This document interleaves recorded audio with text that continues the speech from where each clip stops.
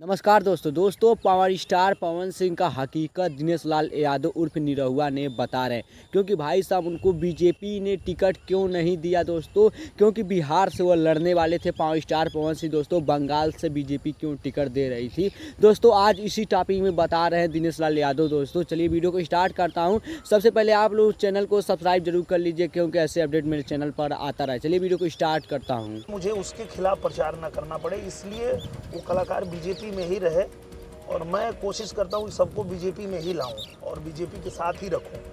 और मैंने उनके लिए भी प्रयास किया था।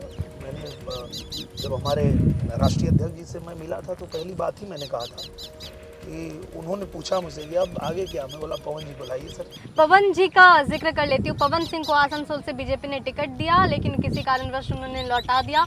वो ये सोच रहे थे कि उन्हें बीजेपी जो है वो बिहार से कहीं ना कहीं से टिकट देगी, नहीं मिल पाया। तो आपको लगता है कि वो बंगाल वाला जो मुद्दा चल रहा है उसके कारण हुआ ऐसा? मुझे लगता है कि ये पूरी तरह से पवन जी का अपना निजी मामला है और वो क्या सोच रहे हैं वही बता पाएंगे। तो ये सवाल आप उनसे ही पूछिए।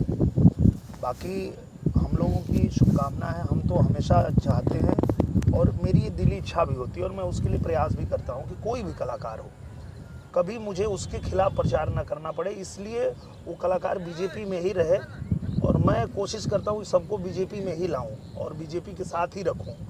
और मैंने उनके लिए भी प्रयास किया था। मैंने जब हमारे राष्ट्रीय अध्यक्ष जी से मैं मिला था तो पहली बात ही मैंने कहा था कि उन्होंने पूछा मुझसे कि अब आगे क्या, मैं बोला पवन जी बुलाइए सर। बड़े कलाकार हैं और बहुत लोकप्रिय कलाकार हैं, तो हम लोग के साथ और हमारी पार्टी की विचारधारा से वो हैं, तो हमने कहा उनको भी लाइए। तो हमने अपना प्रयास किया था। बाकी पवन जी का खुद का डिसीजन है, वो कहाँ से लड़ेंगे कहाँ से नहीं लड़ेंगे, वो जैसा चाहेंगे वो तो वही कर सकते हैं। भोजपुरी में फिल्में भी बहुत ज़्यादा होती है, जैसे हिंदी में अगर हम देखते हैं तो काफ़ी टाइम लग जाता है फिल्मों को बनाने में। भोजपुरी में ये चीज़ें बहुत जल्दी हो जाती है, 30 दिन में शूट हो जाता है। तो आप निरहुआ जी कैसे मेंटेन करते हैं, क्योंकि इधर बहुत सारा काम भी, आपको जनसंपर्क अभियान करना है, जनता से जुड़ना है, उनकी सेवा करनी है, दूसरी तरफ फिल्मों में भी ध्यान देना है, मैनेजमेंट कैसे होता है? मैंने क्या किया है कि मैं अपना ऑफिस अपने साथ लेके चलता हूँ और कोशिश करता हूँ कि हर विधानसभा में शूटिंग करूँ। तो जिस विधानसभा में शूटिंग होती है वहीं खेत में हो रही तो खेत में ऑफिस लगा देता हूँ, कहीं नहर पे हो रही तो वहीं ऑफिस लग जाता है, वहीं कंप्यूटर लग जाता है।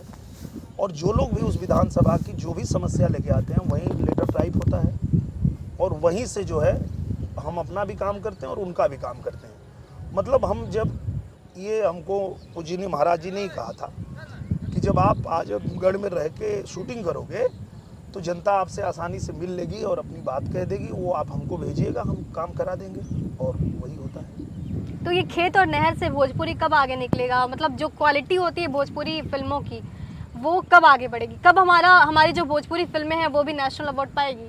क्योंकि मैथिली ने नेशनल अवार्ड पा लिया है, भोजपुरी की बारी है। मैथिली को भाषा का दर्जा मिल चुका है और हम लोग भोजपुरी के